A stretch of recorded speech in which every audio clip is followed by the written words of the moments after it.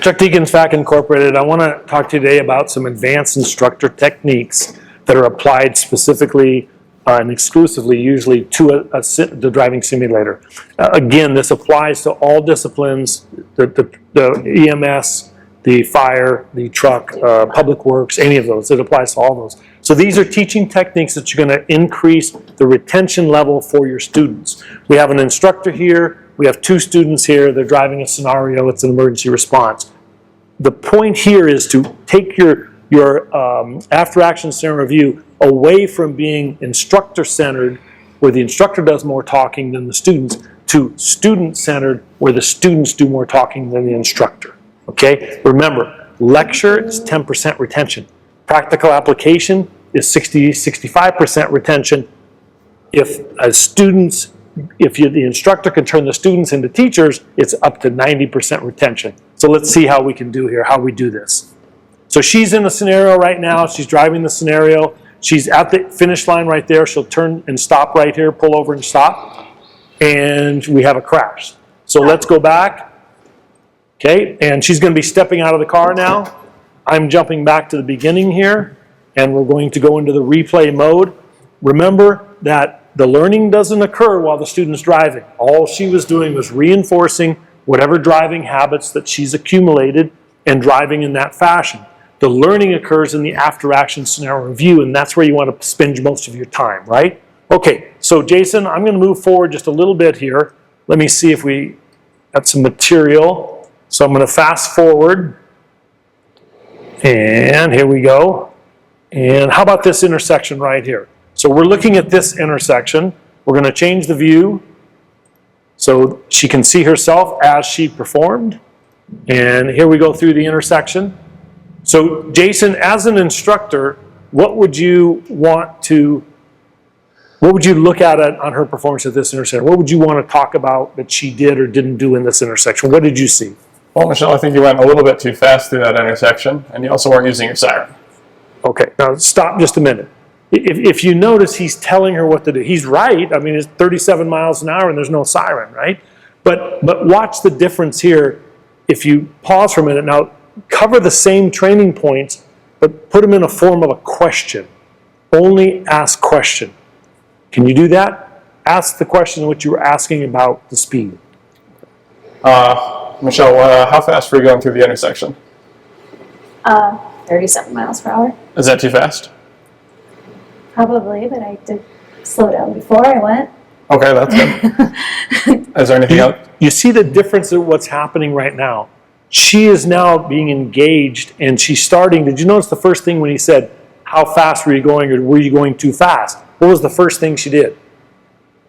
She turned and looked at the speedometer, right? Yeah. She's now looking at, was I right? Was I not right? And all of a sudden now she's being more engaged. She's looking at the speedometer, not just listening to what you say, but actually engaging herself and looking at her own performance. She's like evaluating for herself her own performance. That's how we get to the aha moment, right? Okay, so continuing here, let's find something else. We're going to go through this intersection, now this next intersection. Same thing. Jason, do you see anything that she might have improved upon here?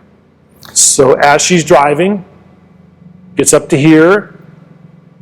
She looks like she's clearing the intersections.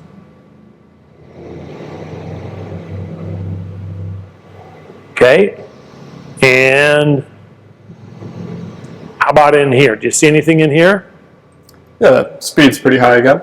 Okay. So did you notice her position in the car, where she's going?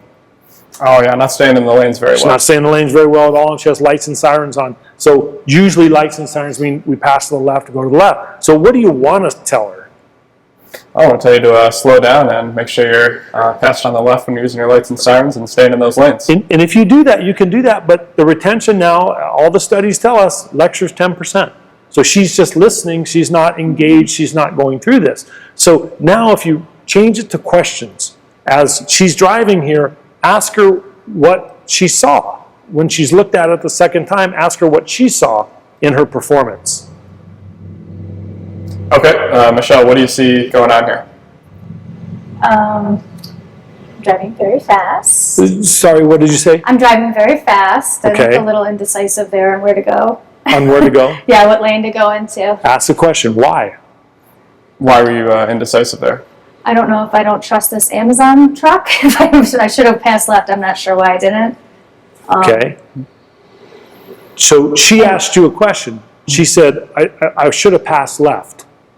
Yeah, but you always want to pass on the left. Yeah. Time out, wait. Instead of answering that directly, take the opportunity to engage the rest of your students. This is golden time. This is fantastic. What could you have said to Pete once she said, I think I should have passed left there? How could you phrase that to a question to Pete? I could have said, Pete, what's our policy on which side we should be passing on? Always the left side. Now, when he says that, he's saying that to Michelle. What's Michelle probably going to say? Michelle? Always left side. No, go with it. See, this is what happens. I call this starting a bum fight, Yeah. right? Because what you want, Pete's over here just listening. That's lecture. She asked the question, I wasn't sure if I should go on the left or not. You turn to Pete, well, what do you think, Pete?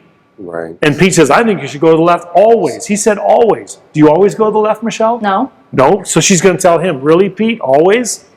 I don't always go. And what you're doing now is you're facilitating the conversation. This has to do with policies on passengers. This has to do with policies on dump trucks and whether or not you back without a spotter or whether you use a spotter. This is the way that you bring the information out. You get inside your students' heads, bring the information out, allow them to have the aha moment, allow them to discover. You've just transferred your whole training environment here from instructor-centered, where you do all the talking, to student-centered, where they're doing the talking, the learning, and the aha moment, and the light comes on. So up your game. Stop talking and start training.